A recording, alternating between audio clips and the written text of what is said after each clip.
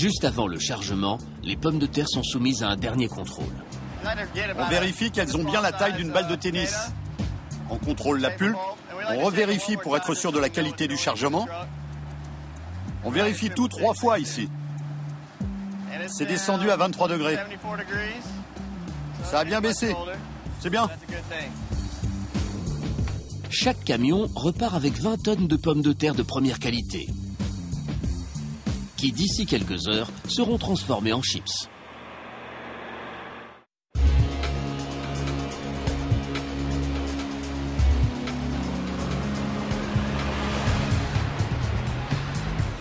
Pour l'heure, tout marche comme sur des roulettes.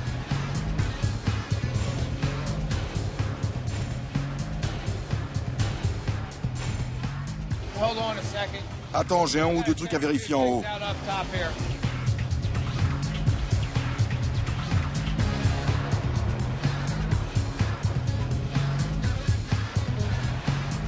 Une fois sortis des cuisines, les chips sont acheminés sur des tapis roulants à faible vibration vers la zone de conditionnement.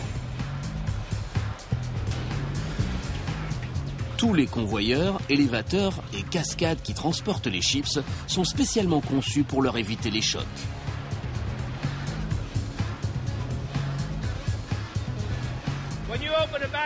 Quand vous ouvrez un paquet de chips, vous aimez bien qu'elles soient entières, pas en miettes. Pour éviter qu'elles se brisent, on les transporte sur ces tapis roulants spéciaux. Si on utilisait des tapis normaux, elles se casseraient. Parfois, on est obligé de mettre la main pour faire le réglage, parce qu'il faut régler la fréquence des vibrations en fonction du volume et du type de chips qu'on a sur le tapis.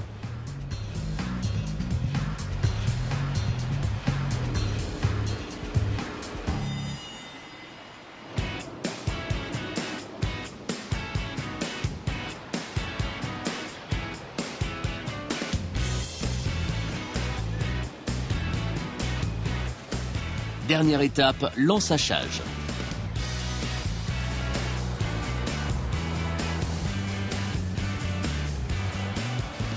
L'entonnoir se resserre.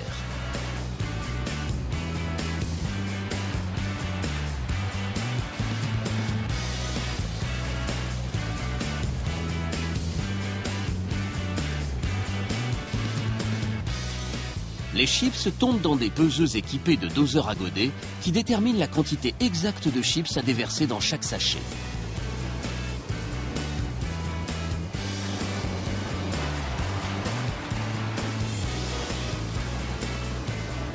Puis, elles sont conditionnées dans des sachets qui les attendent au rez-de-chaussée.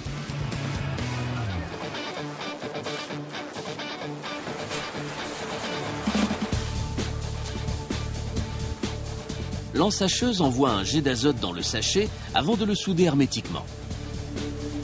L'azote chasse l'oxygène, permettant ainsi aux chips de garder leur saveur plus longtemps et crée une poche d'air à l'intérieur du sachet qui protège les chips des chocs extérieurs. On veut des chips entières, pas des chips cassées, des chips entières.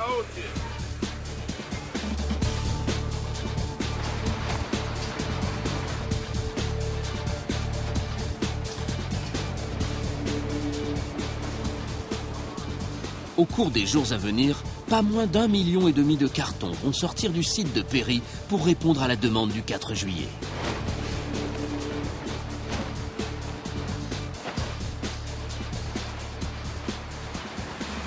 Je suis au carton. Il y a beaucoup de commandes en ce moment, donc on a énormément de travail. Elle a des sachets plus petits. C'est pour ça qu'elle va plus vite.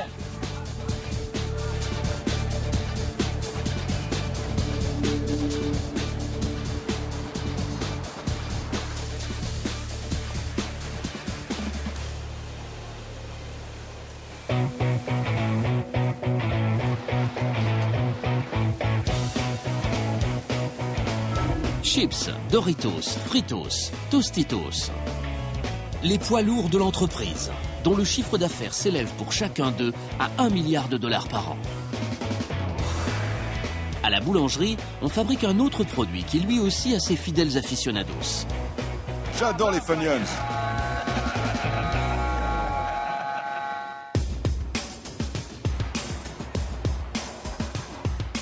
Voici la chaîne de production des Funyuns.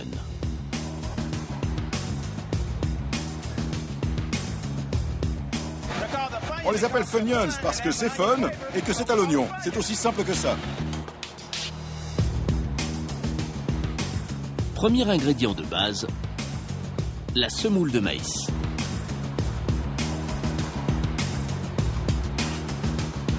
On verse la semoule de maïs et l'eau dans cet appareil. Et on mélange. Et ça arrive dans cette trémie d'alimentation.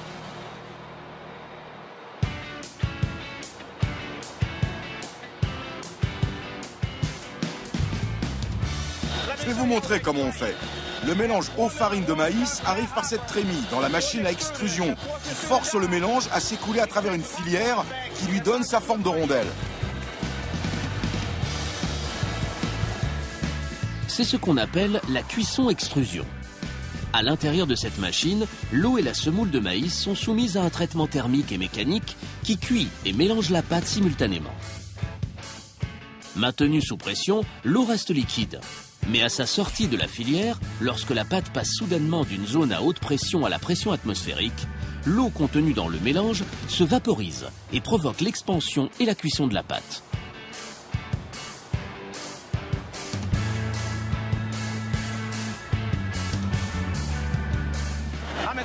Je vérifie que les rondelles ont bien toutes la même forme et qu'il n'y a pas trop d'expansion, qu'elles ont une forme régulière. Après, on va les faire frire. On va les assaisonner et ça deviendra des Funyuns.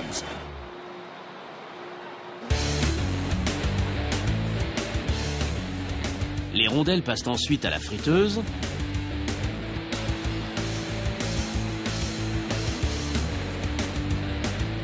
Puis dans le tambour d'assaisonnement, où elles sont saupoudrées du mélange sel-oignon qui leur donne leur goût si caractéristique.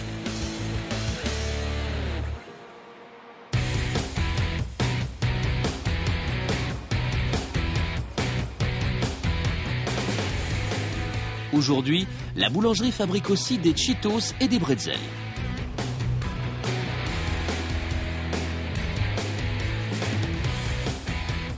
Cette année, ce sont pas moins de 3 800 000 sachets de Funyuns, Cheetos et bretzels qui sortiront du site pour le 4 juillet. Dehors, le temps a tourné à l'orage. Propulsion principale. C'est parti. Allez, on y va. Le site est touché par la foudre.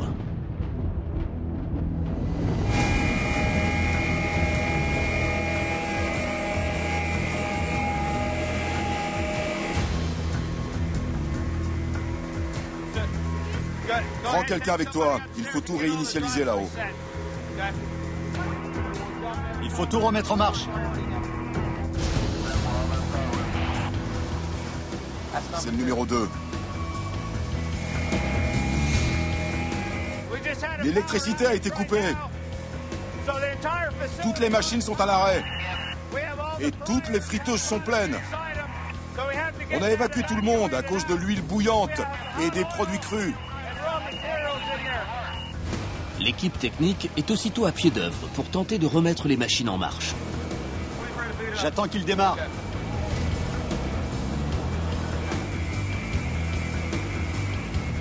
Mais l'orage n'a pas dit son dernier mot.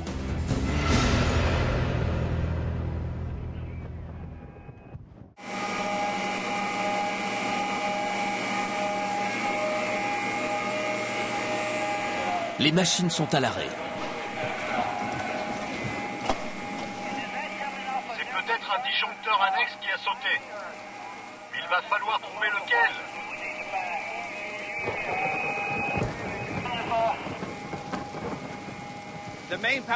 L'alimentation principale qui arrive sur le site a été touchée par la foudre. On a eu la compagnie d'électricité au téléphone. Des agents sont en route pour nous aider à résoudre le problème.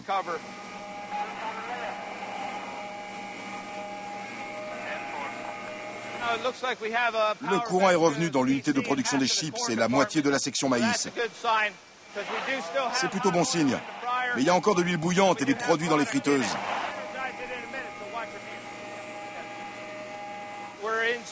On vérifie toutes les friteuses pour être sûr qu'il n'y a pas le feu à l'intérieur. Ça va de ton côté ? Ça va? Sûr? Ouais.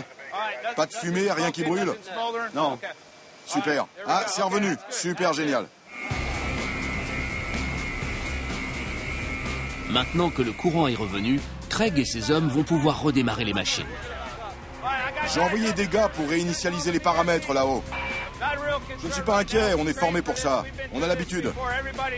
On sait ce qu'on a à faire, chacun sait ce qu'il a à faire à son niveau. Tout aura redémarré d'ici quelques minutes.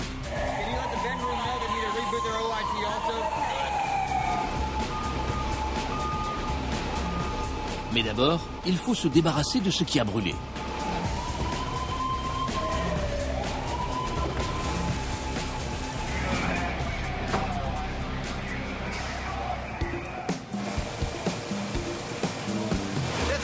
Ça, ce sont les chips qui sortent de la friteuse. La panne a duré 11 minutes à peu près. On voit qu'elles sont grasses et qu'elles ont brûlé. On va les jeter, tout remettre en route et ce sera reparti. Il faut vider les fours. Le temps qu'ils réinitialisent tout là-haut. Vous me virez tout ce qu'il y a dans les fours et les friteuses. Ok.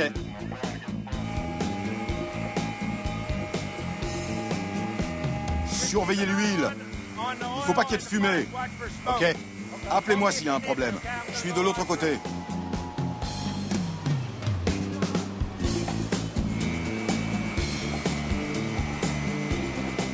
Des friteuses brûlées.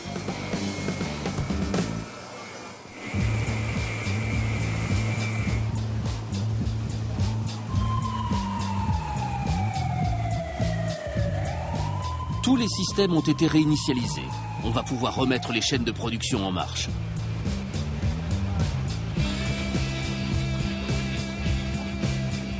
On a 12 canaux radio sur l'ensemble du site. On est obligé de rappeler toutes les unités pour être sûr d'être opérationnel avant de pouvoir relancer.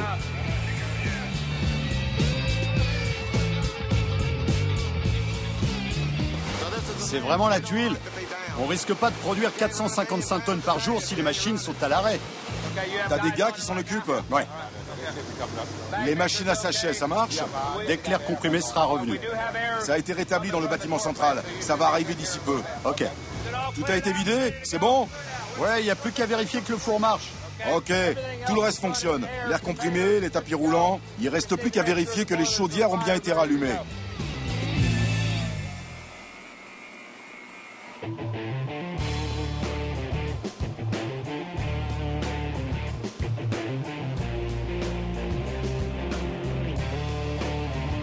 Tout a été réinitialisé. On a vérifié. On est prêt. Ça nous a un peu retardé, mais tout fonctionne. On va pouvoir redémarrer.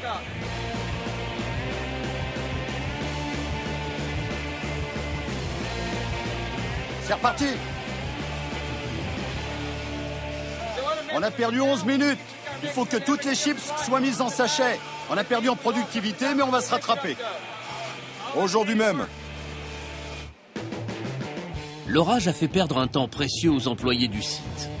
Pour pouvoir livrer les dernières commandes dans les 24 heures, il va vraiment falloir passer à la vitesse supérieure.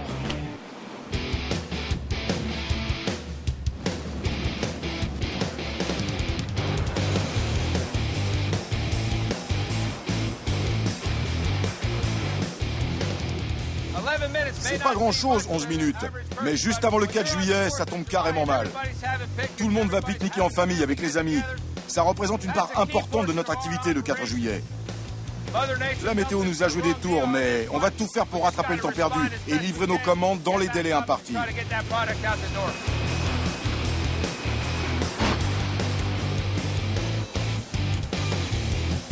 À la fin de la journée, les employés ont déjà rattrapé leur retard. Et les cartons sont acheminés par tapis roulant jusqu'aux entrepôts.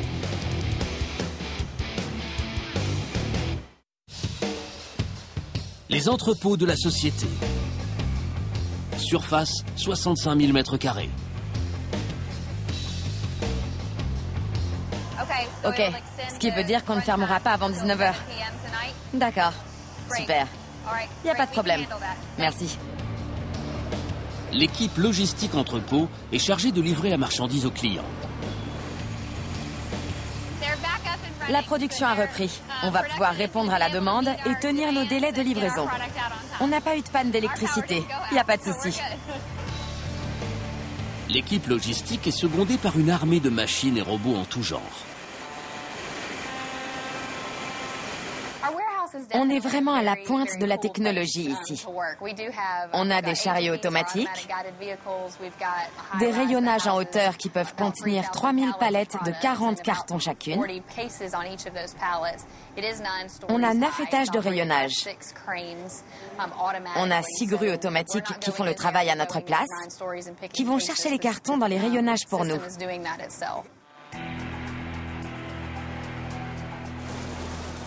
Les cartons de chips arrivent du service conditionnement par tapis roulant. Ils sont triés par marque par un système automatisé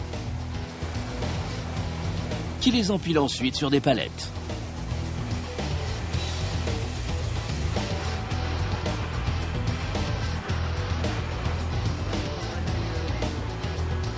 Les chariots automatiques transportent les palettes jusqu'à la zone de stockage où une grue équipée d'un lecteur de code-barre se charge de les ranger sur les rayonnages selon leur référence. Elle va aussi les chercher, comme sur ces images. Le site traite 2 types de commandes. Les grandes quantités d'un même produit destiné aux centres de distribution qui sont retirés des rayonnages pour être directement chargés sur les camions. Et les commandes mixtes, moins importantes, destinées aux supermarchés.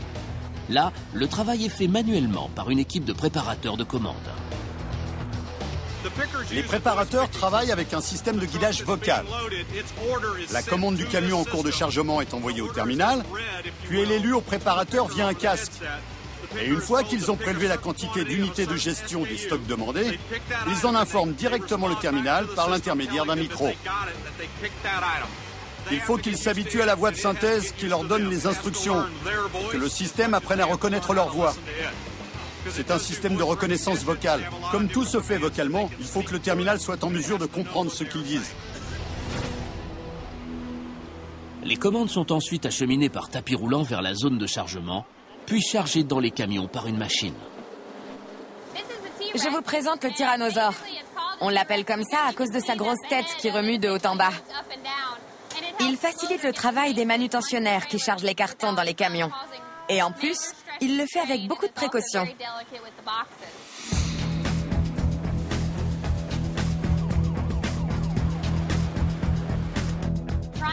Évidemment, ça fait beaucoup d'éléments en mouvement à synchroniser. Mais on y arrive. Pour ça, il faut être sûr que tout fonctionne, qu'il y a quelqu'un à chaque poste, et que tout le monde travaille de manière efficace, individuellement et en équipe.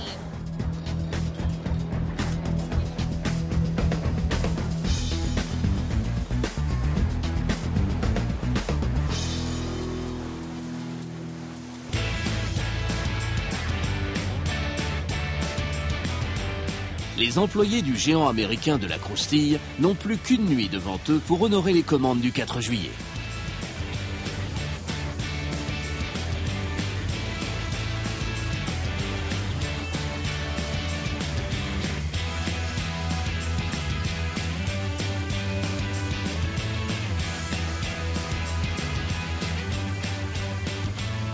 Ça se présente bien.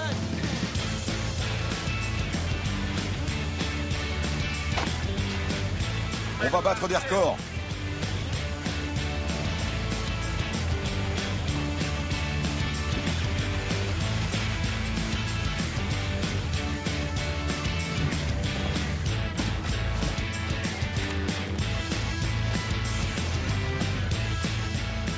Enfin, à la 11e heure, les employés du site viennent à bout des commandes. On a presque réussi à faire nos 2 millions de sachets. Mais on a vraiment bossé comme des dingues. Et on remet ça le 5 juillet. Enfin un peu de calme après la tempête. On a livré 1 500 000 cartons pour le 4 juillet, ce qui correspond à 10% de notre volume de production annuel. C'est énorme.